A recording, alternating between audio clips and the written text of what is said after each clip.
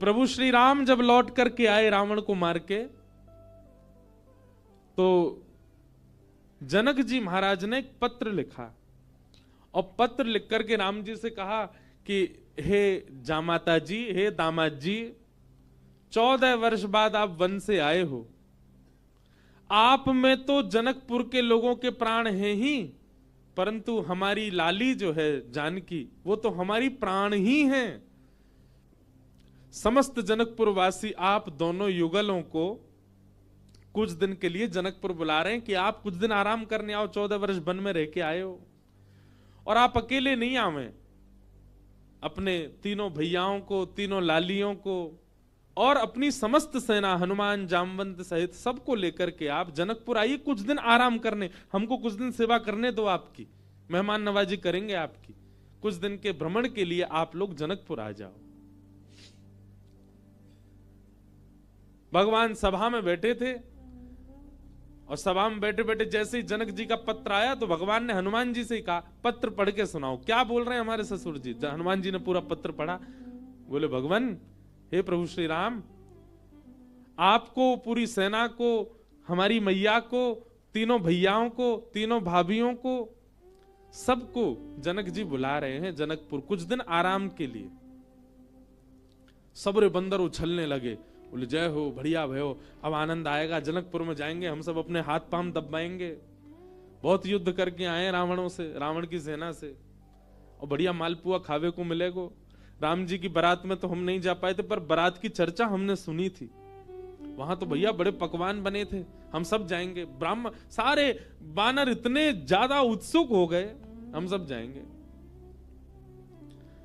बानरों की उत्सुकता देख करके राम जी बोलो, शांत हो जाओ भैया। अब भाई देखो, हमारा निर्णय यह है कि जनकपुर हमारी ससुराल है, और कहीं भी नाक कट जाए चलता है, पर ससुराल में हमारी नाक ऊंची रहनी चाहिए। और इन सब बातों को ध्यान में रखते हमारे मन में आया कि हम जाएंगे, भरत जी जाएंगे, लक्ष्मण शत्रुघ्न जाएंगे, चारों बहुएं जाएंगी, कुछ वरिष्ठ लोग जैसे जामवंत जी, हनुमान जी, अंगद जी आदि आदि कुछ वरिष्ठ लोग जाएंगे।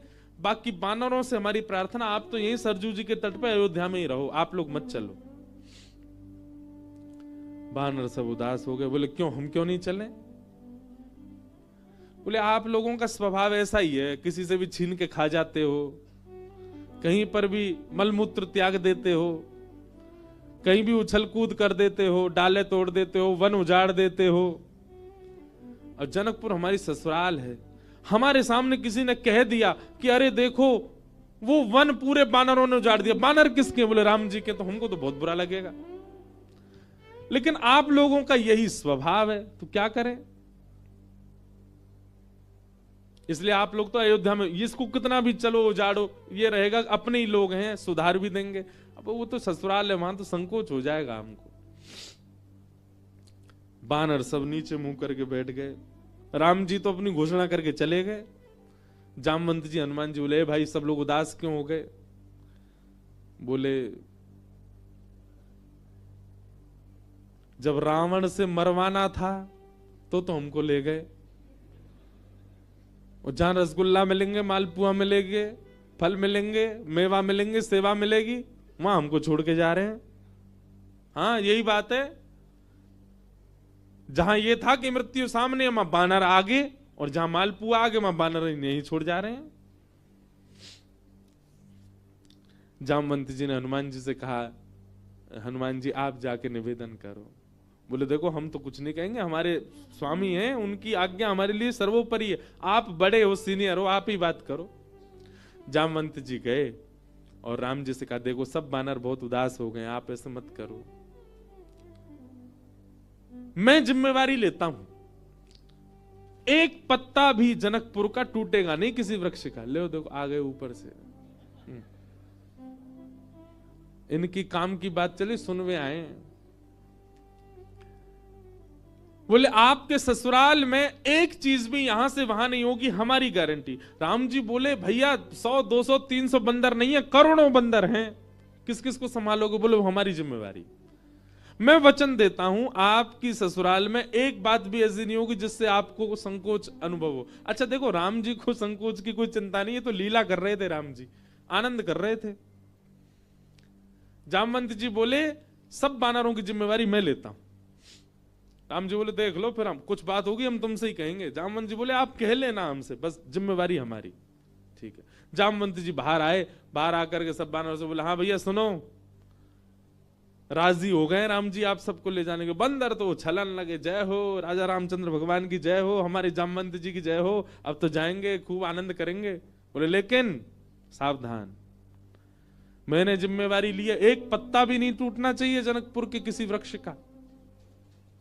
बानर बोले बिल्कुल नहीं टूटेगा, आप तो बिल्कुल आज्ञा करो कैसे चलना है। बोले सब मुझे देखो, जो मैं करूं वही करना है, जब मैं बोलूं तब बोलना है, जब मैं शांत रहूं तब, यहां तक कि श्वास भी मेरे संगी लेनी है सबको।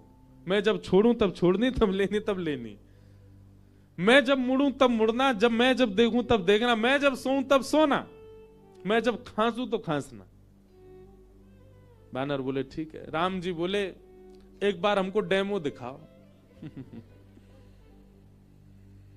जामवंत जी खड़े हो गए, करोड़ों बंदर खड़े सामने। जामवंत जी ने अपना उल्टा हाथ उठाया, सारे बानरों ने अपना उल्टा हाथ उठाया। जैसे परेड होती है ना 26 जनवरी को, तो हमारे मिलिट्री के जवान बिल्कुल एक संग उनके हाथ पैर चलते हैं, ये हाथ पीछे तो यही हाथ पीछे जाएगा। उनको देखो कभी, उनके पैर भी बिल्कुल समय पे आगे, समय से पीछे, गर्दन भी समय से चलेगी। वैसे मिलिट्री के जवानों की तरह सब बंदर खड़े हो गए। जामवंत जी हंसे तो सबरे बंदर हंसे। जामवंत जी खांसे तो जिनको खांसी नहीं आ रही वो जबरदस्ती खांसे। खांसना ही है, जामवंत जी खांस रहे हैं। राम जी बोले चलो ठीक है, अब चलते हैं जनकपुर। आहा, जनकपुर की ओर जा रहे हैं। 14 वर्ष बाद वन से लौटने के बाद, राज्याभिषेक के बाद, राजा रामचंद्र भगवान पूरे नगर में उत्सव मनते जा रहे हैं। जहां जहां से निकलते हैं वहीं पुष्प वर्षा हो रही है, विशाल सेना राम जी की चल रही है। पर इस पूरी यात्रा का सबसे श्रेष्ठ केंद्र बिंदु, आकर्षण बिंदु था बानरों की परेड। बिल्कुल ऐसे चल रहे हैं सीधे।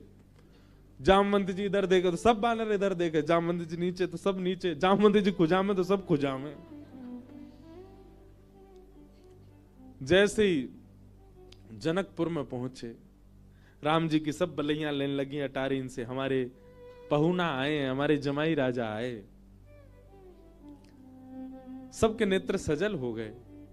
पर पूरे जनकपुर में जैसे ही बानरों ने प्रवेश किया, आहा, बानरों की ऐसी प्रशंसा, भैया कैसे सुधरे भाई। अच्छा, जामवंत जी ने सबके काजे वस्त्र भी सिलवाए थे। सब बानर बिल्कुल बढ़िया, ऊपर को आधी बगलबंदी सी पहन के, नीचे धोती सी पहन के, टोपा से पहन के चल रहे थे।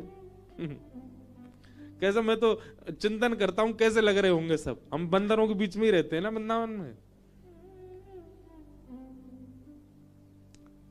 महाराज आरती का थाल ले लेकर के जनकपुर की सब नारियां आरती कर रही हैं, पर बानर नहीं उनकी ओर देखें भी। जब जामवंत जी देखेंगे तभी देखेंगे। जनक जी महाराज ने स्वागत किया, और स्वागत करके खूब प्रेम से वार्ता हुई। और फिर बोले भैया पूरे जनकपुर में हल्ला है आपके बानरों का, कैसी सेना। लग रहा है देखते ही बनता है कि यही बानर मार सकते हैं रावण की सेना को। इतने शिष्टाचारी, इतने गंभीर। देखो इतनी बड़ी सभा में करोड़ों बानर बैठे हैं, पर सुई गिर दो तो उसकी आवाज भी आ जाएगी। Pin drop silence. दूर बैठे जामवंत जी सिर हिलावे, सब बानर करें हाँ। अब आप बहुत दूर से चल के आए हैं, सबकी प्रसाद की व्यवस्था है। हाँ भाई, सब बानरों के आगे चौकी लगाओ। पहली बार बानर चौकी पे बैठ के पाएंगे। चौकी पे बैठ गए, चौकियों के आगे दूसरी चौकी, चौकी के ऊपर सोने की थाली, चांदी की कटोरी। आहा, क्या बढ़िया। सब बानरों की थाली, पहली बार बानरों के आगे थाली लगी है। लेकिन बानर थाली में नहीं देख रहे हैं, सब जामवंत जी को देख रहे हैं। पनीर की सब्जी आई, काजू की सब्जी आई, ये सब्जी आई, मिष्ठान आए, पूड़ी आई, 5 प्रकार की पूड़ी आई, रोटी आई, चावल आए। बानरों का स्वभाव क्या है, आप केला भले ही हाथ से दो लेकिन फिर भी छीन के ही लेगा। बानर का स्वभाव होता है, उसका छीनने का ही स्वभाव होता है। पर सारे बानर ऐसे बैठे जामवंत जी को देख रहे, टेढ़ी टेढ़ी नजर करके देख तो रहे थाली में क्या क्या आ रहा है। लार टपकती जा रही है, लेकिन नहीं, जामवंत जी जैसे कहेंगे वैसे ही खाना है। सबको फल दिए गए, फलों में सब फल अमनिया करके दिए, आम सबको साबुत दिए गए, सबकी थाली के आगे आम रखे गए, सब बिल्कुल थाली हो गई। जामवंत जी महाराज ने सब बानर की ओर देखा, सब बानर बिल्कुल जामवंत जी को देख रहे थे। जामवंत जी ने हाथ में जल लिया, अन्नपूर्णे सदा पूर्णे, सब बानर बोल रहे अन्नपूर्णे सदा पूर्णे। थाली के ऊपर 4 बार घुमाया, सब बानर घुमा रहे हैं।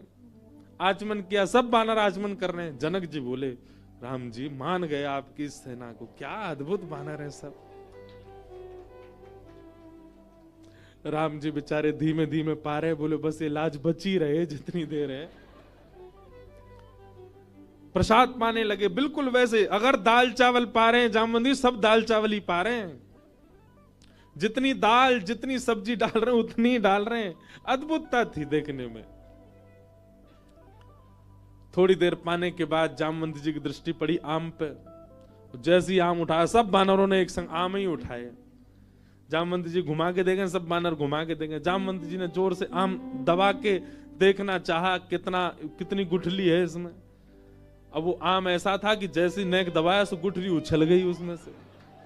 अब जैसे ही गुठली उछली तो सब बानर दोनों हाथन से दबाई रहे, वो गुठली उछलनी चाहिए क्योंकि जामवंत जी की गुठली उछली है। अब सब बानर जैसी आम दबा में सबकी गुठली उछली। गुठली के उछलते ही जामवंत जी बोले, इन हाथों से मेघनाथ निकल के नहीं भाग पाया, इन हाथों से रावण निकल के नहीं भाग पाए, छोटी सी गुठली भाग गई। और जामवंत जी जैसे ही उछले गुठली पकड़ने को, बानर बोले हमें भी ऐसे ही पकड़नी है, और एक दूसरे के ऊपर झपट्टा मारे। महाराज या पकड़, कहीं कड़ी उछाल रहे हैं, कहीं दाल उछाल रहे हैं, पूरी उछाल रहे हैं। जनकपुर की पूरी सभा जो कि स्वर्ण मंडित थी, जो कि चांदी से मंडित थी, आज वो खीर मंडित हो गई। सब जगह कड़ी खीर उछाल उछाल करके पूरी सभा का लेपन कर दिया। राम जी नीचे नजर करके बैठे। अब तो बानरों को खुली छूट मिल गई, एक दूसरे की थाली में से ले लेके भागे। 2-4 बानर तो जनक जी की थाली उठा के भाग गए। जनक जी देखते रहे, और देखते ही देखते जनक जी की दृष्टि पड़ी राम जी को। राम जी बड़े संकोच। जनक जी समझ गए ये तो भैया पूरा प्री प्लान्ड था कि सीधे सीधे चलना है, सीधे सीधे खाना है। नहीं, बानर अपना स्वभाव कैसे छोड़े। राम जी को संकोच में देख जनक जी ने उनको हृदय से लगाया, बोले हम बिल्कुल अप्रसन्न नहीं है, हमको प्रसन्नता है कि इतना आनंद हुआ जनकपुर में इतने दिन बाद। आप बिल्कुल संकुचित मत हो। लेकिन सबसे ज्यादा संकोच हो रहा था जामवंत जी को। मैंने जिम्मेवारी ली थी और मैंने बिगाड़ दिया सब काम। जब जनक जी को राम जी को हृदय से लगाते हुए देखा तो जामवंत जी के मन में आया, मैंने बहुत बड़ा अपराध कर दिया। आज जितने प्रेम से राम जी अपने ससुर जी को हृदय से लगा रहे हैं, हे भगवान, मेरे अपराध का पीड़ा जो मेरे चित्त में है वो तभी दूर होगी जब इतने प्रेम से ठाकुर जी मुझे भी अपने हृदय से लगाए। जी की हृदय की भावना राम जी पहचान गए। और जब वापस जनकपुर से लौटने का समय आया 6-7 दिन बाद, जामवंत जी से राम जी ने एकांत में कहा, हम आपके मन के भाव जान गए। जब जनक जी हमको हृदय से लगा रहे थे, आपके मन में आया था कि कभी आप भी हमको ऐसे हृदय से लगाओ। अब अभी हृदय से लगाने में वो बात नहीं होगी। जब आप अपनी पुत्री का वर्ण हमारे साथ करोगे, हम आपके दामाद बनेंगे, तब आप हमको इसी भाव से हृदय से लगाना, तब आपकी इच्छा पूरी होगी।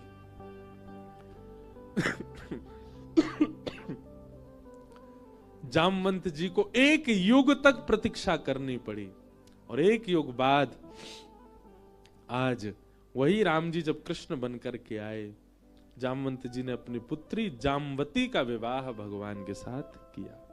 बोलो जामवती रमण भगवान की। ऐसे हमारे ठाकुर जी हैं। तीसरा विवाह भगवान का सत्यभामा के साथ में हुआ।